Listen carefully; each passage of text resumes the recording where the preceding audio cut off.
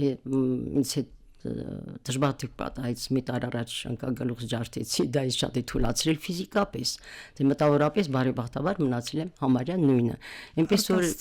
առօրյային հետևելը, առողջ ապրելակերպին հետևելը, մաքուր լինելը, անպայման գիրք կարդալը եւ ամեն ինչ ժամանակից երբեք չի եկել, բայց մի հետաքրքիր բան կա, երբեք ես չեմ ձանձրացել, որտեղ միշտ կա բաներ, որ ուզում ես հիմա ես իմ աստղաբաշխություն ուսումնասիրել, հիմա ես շատ ուզում եմ ասենք արևի վրա ինչ նյութեր կան եւ սպեկտրով ոնց են տարբերում տվյալ աստղի կառուցվածքը, ինչից է նա կազմված։ Ես երեք գնացի մեր տունը եւ ես գտա այն գիրքը, որ ես երբ որ 4 դասարան երեխա եմ եղել, հանկարծ տեսա, որ թաքցրած տեղ ունեն մի քանի գրքեր Ահարոն Գրիգորյանի արգելված գրականությունը Շվեյցարիայի մասին եւ աստղաբաշխական գիրք արևի կառուցվածքը, տիեզերքի կառուցվածքը։ Ես այն ժամանակ կարդացի եւ ընդհանրապես խնդիրպես սիրում տիեզերքը, իմ կյանքն առած տիեզերքի չեմ պատկերացնում եւ դա կա պատմվածքների մեջ եւ բանաստեղծությունների մեջ եւ գրքի մեջ մատուցել եմ այնպես տիեզերք հավքի թևին, որ մեր երեխաները հասկանան ինչու պետք է պահպանել մեր երկիր մոլորակը, որտեղ եւ գրել եմ բանաստեղծություն, որ անգիր չեմ կարող հիմա ասել, որ եթե փոքրիկներին ասեմ, եթե դուք արդեն մեծանաք եւ սկեսներ հագնեք եւ բարձրանաք տիեզերք եւ այնտեղի լուսամուտից նայեք մի գնդակ է պատտվում, կարող դու մտածեք, ինչ գնդակ է, ոչի աստղերն են ֆուտբոլ խաղացել, մի գնդակը մոռացել ու գնացել են, երբ որ դուք իմանաք, որ այդ կանաչ, այդ շքնաղ մոլորակը դա երկիրն է, դուք կվախենաք երկրի համար, երկրի վրա ապրող ոչ միայն մարդկանց, բոլոր միջատների, կենդանիների, ամեն ինչի համար դուք կվախենաք, իսկ եթե հանկարծ այդ գնդակը գնա տիեզերք կուրչի, մարդկային կյանքը կվերանա Ուրեմն դուք պիտի փայփայեք, պահպանեք երկիր մոլորակ, որտեղ դա տիեզերքի հատկապես արեկական համակարգության միջի հրաշքն է։ Երբ երեխաներ իսկ ես հեքիաթի նման տիեզերքի գրքի մեջ ես այնպես եմ համոզել, որ երեխաները անպայման պետք է սիրեն տիեզերքը, զբաղվեն, հետաքրքրվեն, որտեղ նա մարդկության օրրանը եւ միակ հրաշքն է տիեզերքում։ Կարծում եմ միակ, եթե կա էլ մենք չգիտենք։ Հրաշալի կոչ է։ Տիկին Մարիետտա Այս ժամանակը միշտ չի հերիքում, այնքան բան կա սիրելու, կարդալու, զբաղվելու, ես նկարելու ժամանակ չի շատ եմ ափսոսում, ասում եմ հեքիաթ սիրել տպեմ, մեծական բանաստեղծություններ սիրել տպեմ, սա էլ անեմ, մեր կյանքի պատմությունը ծնողների, պապերի, որտեղից են եկել եւ այլ, դա էլ գրեմ, հետո նոր սկսեմ նկարել, որտեղ այդ բոլոր ժար հետ նկարչին ինքնամոռացություն է պանջում, դու նկարում ես, դու չկաս, կակա չես նկարում, դառնում ես կակա չի առաջ, թերթիկը, դու չկաս, դու վերանում ես, դրա համար Տիցիանն այդպես երկար են ապրել, դա շատ հետաքրքիր պրոցես է, նկարության մեջ դու չկաս, քո էությունը վերանում է, դու հետո ես հիշում, որ դու կայիր, դու ես նկարանում, էլի ոչ թե մեկ ուրիշ քո փոխարեն։ Դու ուզում եմ ձեր առօրյա գործունեության մասին ասեք, այս պահին ես գիտեմ, որ դուք աշնանային ձայներ երգչախմբով նաև երգում եք, ինչպես է անցնում ձեր առօրյան, հագեցած է որքանով գիտեմ, ամեն օր մի պլան ունեք, մի հետաքրքիր բան։ Անպայման։ Ես երբեք չեմ պատկերացնում, որ ես իհարկե այդ տարիքն ունեմ, հոգնածություն։ Քանի տարեկան եք? 85 կդառնամ երկամսից ասենք, այդպես, 85-ից կլրանա։ Ուղղակի մտածելու խորելու շատ բան կա, որովհետև ես ընդհանրապես նկարչության մասնագետ եմ, պաշտում էի նկարչությունը մանկությունից, հետո կասենք դա ինչպես ստացվեց, երբ որ ես դարձա արդեն 70 տարեկան, ու այնպես եղավ, որ ես պատահաբար հրավիրեցի, պետք է ջերմուկ գնայի աշխատելու, չնայած ես թոշակառու էի, այնտեղ ես էի աշխատել ոչ ուսանողների հետ, այլ արվեստի դպրոցի երեխաների հետ, ընդորում գիտեի, որ նկարչության մասնագետ եղել, 4 տարեկան երեխաներ էին բերում, որոնց ծնկից վրա նստած էի սովորեցնում նկարել, ու իրանք այնքան էին սիրում, որ ուզում էին ամեն օր գային նկարչության ծնողներն ասում են, ախր Տիկին Մարիետտան, ամեն օր դաս չունի, երբ ունի մենակ այդ ժամանակ, դա ինչի եմ ասում, զարմանալի տարբերություն երեխաներ եւ ուսանողներ, երեխաներին միշտ սիրել են մանկուց, ինչքան հարցանիքեր լինի, ես ընդհանրապես չէի օգտվում կամ ապարում, որտեղ ինչքան երեխա կար, ես պետք է զբաղեցնեի երեխաներին։ Հետևաբար կարծես թե երեխաներին դարձրեցին բանաստեղծ։ Մի քանի տարի ապրելով ջերմուկում, ես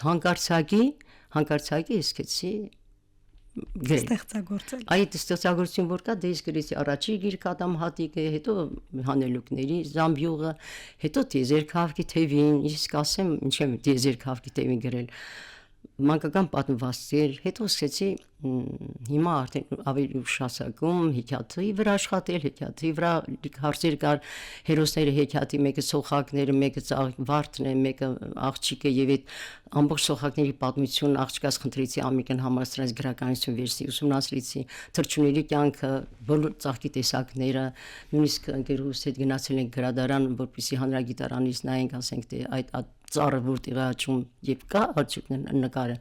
Այդպես ուրեմն իմ զբաղմունքը այնքան շատ է։ Ճիշտ ասած հոգսերով շատ չեմ զբաղվում, որովհետեւ աղջիկս ինձ շատ է օգնում։ Այո։ Ունեք հենց մի ոտանավոր մանկական։ Այո, փղերի մասին։ Եկեք մեր ունկնդիների թորնիկների համար կարդալ։ Կարելի է կարդալ։ Իհարկե։ Որտեղ ես որ ուզում եմ անգլի գիտեմ, բայց կարող եւ սխալվում, որպես չսխալվեմ, կարդամ երեխաների համար։ Ես փղիկն եմ,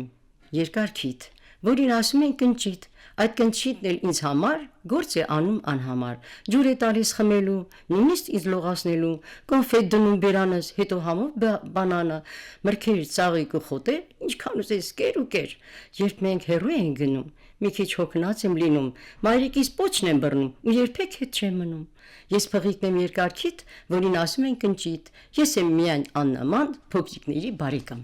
Հրաշալի է, հրաշալի։ Կարծում եմ, որ երեխաներին դա դուր կգա։ Ձեր նկարչությունից մանկագիր դառնալու ճանապարհի մասին իմացանք։ Նկարչությունը ձեր կյանքում ասացիք, որ ժամանակն եք կորցնում, անեանալու մի ճանապարհ է, եւ նկարչության մասին ընդհանրապես ինչպես սկսվեց այդ ուղին։ Ես ծնվել եմ գյուղում եւ բոլորին փոքրիկ էի, հայրս էլ ընդհանրապես մի տարեկան եմ եղել մահացել է։ Ինչու դա ասում, որովհետեւ երկրորդ համաշխարհային պատերազմի տարիներն էին։ Թուղթ չկար, մատիտ չկար, գունավոր մատիտ ջրանյակի մասին երազել չէինք տեսել։ Դա պատկերացրեք, դա ասենք 70 տարի առաջ, 80 տարի առաջ է եղել։ Ես զգում եմ, որ շատ սիրում եմ նկարչությունը։ Երազներ էի տեսնում աննման, տեսնում եմ, որ ձեռքով մասի սարն եմ սիրում, տեսնում եմ, չգիտեմ ինչու մեր Արտաշատի շրջանում Դվին մայրաքաղաքի կողքերում Այգեստան Դվին կարմիր փափուկ սարեր են։ Այդ բոլոր սարերի վրա ծաղկած դեղցենիներ, հատկած դեղցենի ոչ թե սալորին եւ այլը։ Ես շրջում եմ ծաղկած սարերի միջից կամ եկեղեցիներ էի տեսնում։ Ես վեր եկեմ երեխա, ուզում եմ նստել նկարել, լացել, մամաս ասում ես քեզ հետ ինչ անեմ այ բարես, ես ինչ անեմ քեզ հետ։ Լացել եմ, ուզում եմ այդ բոլորը նկարել, բայց դա չէր ստացվում։ Հետո դպրոց, որ գնացի դպրոցում նկարչության ուսուցիչ տեսա, որ ինչ որ էս աղջիկը ուրիշ տեսակ է։ Ասեց ինձ շատ սիրել այնքան, որ նույնիսկ բարի խմբակ բացեց ինձ համար, որովհետեւ ես նաև շատ սիրում եմ բարել, այն ժամանակ պիոներներ պետք է զբաղեցին փոքրիկ հոկտեմբերիկներին առաջի երկու դասարանի։ Այդ նկարչության ուսուցիչը ջեքտից նայել, որ այս աղջիկը որ էլ նույնպես 13 տարեկան է ես, երեխաների հետ պարապում է, ասում երեխաներին շատ է սիրում։ Ու բայց ուշադրություն դարձրեցին վրա, բացի երկից։ Ես բոլոր դասերին թաքուն նկարում էի սեղանի տակ անպայման։ Ես այդ մանկական աշտանգներից ունեմ անհայտ աստվածու գլուխ քարակուսի թղթերի վրա նկարած մատիտով։ Ինքան սիրում, որ հիմա քսերոքս են անում այդպես։ Բայց կամ բնագիտության դասատուն գրում էր նկարում են կենթանաբանություն ենք ասում ամեն տեսակի փորը սիրտը թոքերը ամեն ինչը այդ բոլորը ես նկարում եմ նա գրում էր 5 երազանց, այսինքն միայն դրանով էր։ Հետո տեսա, որ ես անսահման շատ եմ սիրում, որոշեցի գնալ նկարչության։ Նկարչական մանկարչական սիրտ ընդունվեցի, որովհետև ճիշտ է, Միրսևյանի կղզում ես նկարի անում, մի նկարիչ ասեց աղջիկ ջան, դու կգորես, անպայման դու ես գործել բեր Գեղարվեստիկի ինստիտուտը, ինչքան ինչ գույն ես տեսնում։ Ասենք կարող ես ձեզ նկարեի, այնքան շատ գույներ եմ տեսնում ձեր վրա կամ եթե աչքեր գունարում, նկարը դառնում է տոնածառ ուղղակի։ Շատ զարմանում եմ գունազգացողության վրա։